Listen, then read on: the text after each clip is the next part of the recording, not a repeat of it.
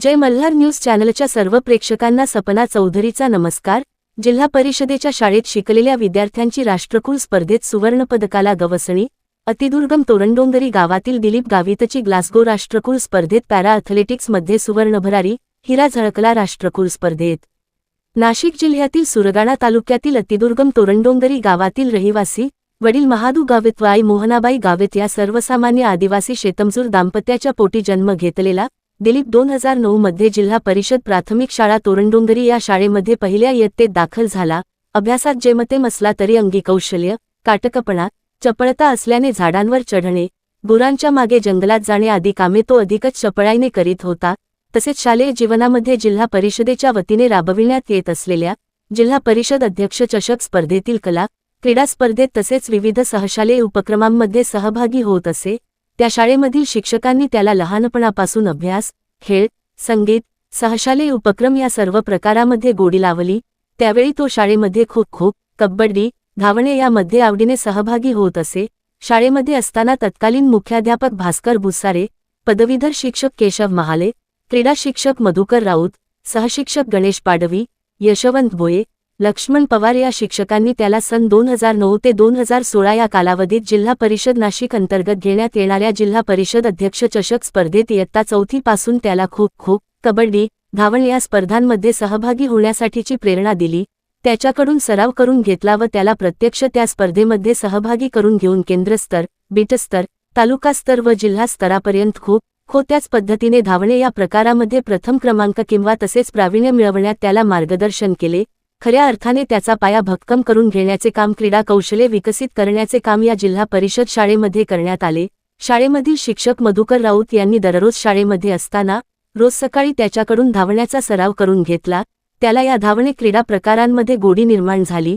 लहानपणीच एका अपघाताने उजवा हात गमवावा लागला असला तरी दिलीपने कधीही दिव्यांग असल्याची त्याविषयी तक्रार केली नाही। न डगमगता तो आपले कौशल्य दाखवत विविध क्रीडा प्रकारांमध्ये सहभागी होऊन त्यामध्ये नेहमीच प्रावीण्य मिळवत असे। जिल्हास्तरापर्यंत त्यांनी झेप घेतली। त्यामुळे जिल्हा परिषद नाशिक अध्यक्ष चषक स्पर्धा या स्पर्धेचा निश्चितच त्याला त्याचा पाया भक्कम करण्यासाठी, त्याच्यामध्ये आत्मविश्वास निर्माण करण्यासाठी, त्याला उंच स्वप्न बघण्यासाठी या स्पर्धेने प्रेरणा दिली आणि या स्पर्धेतूनच आज तो जागतिक पातळीवरील धावपटू म्हणून प्रसिद्ध झालेला आहे।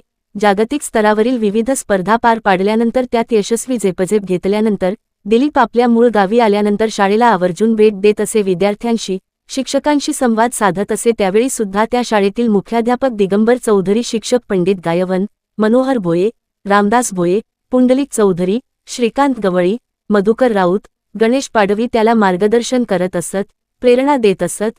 दिलीप इयत्ता 1ली ते 7वी जिल्हा परिषद प्राथमिक शाळा तोरणडोंगरी पर्यंत शिक्षण घेतलेला दिलीप गावित आज कॉमनवेल्थ क्रीडा स्पर्धा 2026 स्कॉटलंड या ठिकाणी पुरुष 100 मीटर तर 47 स्पर्धेत सुवर्णपदक मिळवून यश संपादन केले आहे। त्याच्या या यशाबद्दल राष्ट्रपती द्रौपदी मुर्मू, पंतप्रधान नरेंद्र मोदी, लोकसभा अध्यक्ष ओम बिर्ला, मुख्यमंत्री देवेंद्र फडणवीस, उपमुख्यमंत्री एकनाथ शिंदे, सुनेत्रा पवार, जिल्हाधिकारी डॉक्टर आयुष प्रसाद, मुख्य कार्यकारी अधिकारी डॉक्टर ओमकार पवार, तोरणडोंगरी गावचे सरपंच, उपसरपंच, ग्रामपंचायत सदस्य, पेसा कमिटी अध्यक्ष, सदस्य, सर्व ग्रामस्थ त्याच्याप्रमाणे शाळेतील सर्व शिक्षक विद्यार्थी अभिनंदन केले आहे।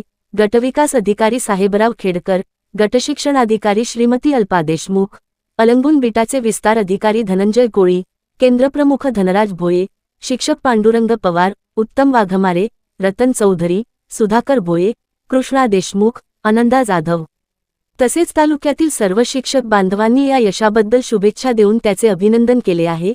जिल्हा परिषदेच्या वतीने दरवर्षी आयोजित करण्यात येणाऱ्या जिल्हा परिषद अध्यक्ष चषक स्पर्धांमध्ये कला, क्रीडा, नृत्य, संगीत, गायन, वादन, लेखन, चित्रकला या गुणांना वाव दिला जातो। या स्पर्धेच्या माध्यमातून ग्रामीण आदिवासी भागातील विद्यार्थ्यांना विविध स्पर्धांमध्ये सहभागी होऊन आपल्या कला गुणांना प्रदर्शित करण्याची संधी मिळते।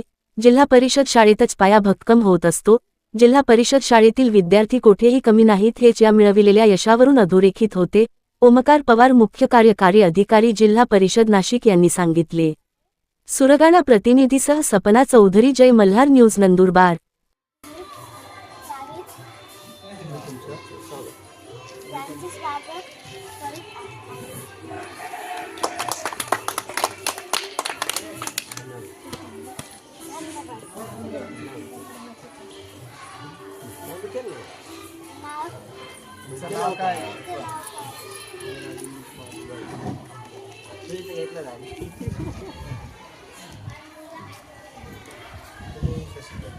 तुम्ही कशी प्रॅक्टिस करता? मी रोज सकाळी 4 वाजता उठतो, 4:30 वाजता ग्राउंडवर जातो, योगा करतो, नंतर ट्रेनिंगला चालू करतो, नंतर 8 वाजता घरी येतो. आणि किती मीटर किती 400 मीटर पळतो आणि 100 मीटर पळतो. किती वेळ पळतो? मी 400 मीटर 48 सेकंदात पळतो आणि 100 मीटर 11:00 टाईम पळतो. तुम्ही कुठे खेळता? कुठे खेळता? आत्तापर्यंत इंटरनॅशनलपर्यंत खेळलो. आता ऑलिम्पिकला जायची त्याची ट्रायल आहे, त्याला द्यायची, त्याचं टाईम क्वालिफाय करायचं. कोणत्या देशात खेळता? आता एशियन गेम चायनाला झालं होतं, तिथे गोल्ड मेडल आलं होतं मला. अमेरिका आणि पॅरिसमध्ये आतापर्यंत खेळलो.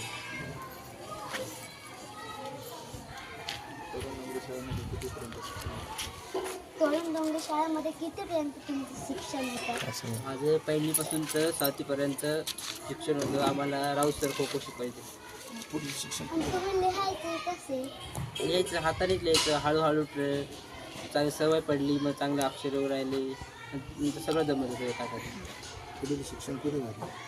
पुढील शिक्षण कुठे झालं? पुढील शिक्षण माझं अलंगून 8वी ते 12वीपर्यंत झालं. नंतर फर्स्ट इयरसाठी पेठ कॉलेजला ॲडमिशन घेतलेलं आहे. तिथेच आता MA पर्यंत करायचं. पुढील स्पर्धेसाठी कशी तयारी करता? पुढील स्पर्धेसाठी कसे तयार करता? आता इथून गेल्यावर नंतर आता सगळं टाईम बिम सगळं चेंज होईल. नंतर आता 2-3 दिवस स्पीड वर्कआउट नाही होणार. नंतर हळूहळू चालू होईल. नंतर सर चांगलं जास्त वर्कआउट घेतील, ट्रेनिंग जास्त घेतील ऑलिम्पिकची ट्रायल देण्यासाठी. तुमच्या ट्रेनिंगच्या सरांचं नाव काय आहे? ट्रेनिंगच्या सरांचं नाव वैजनाथ दयानंद काळे. ते कुठे राहतात? मी नाशिकलाच राहतो. मी त्यांच्या घरीच राहतो. तुमच्या दररोजचा आहार कोणता? दररोजचा आहार कोणता?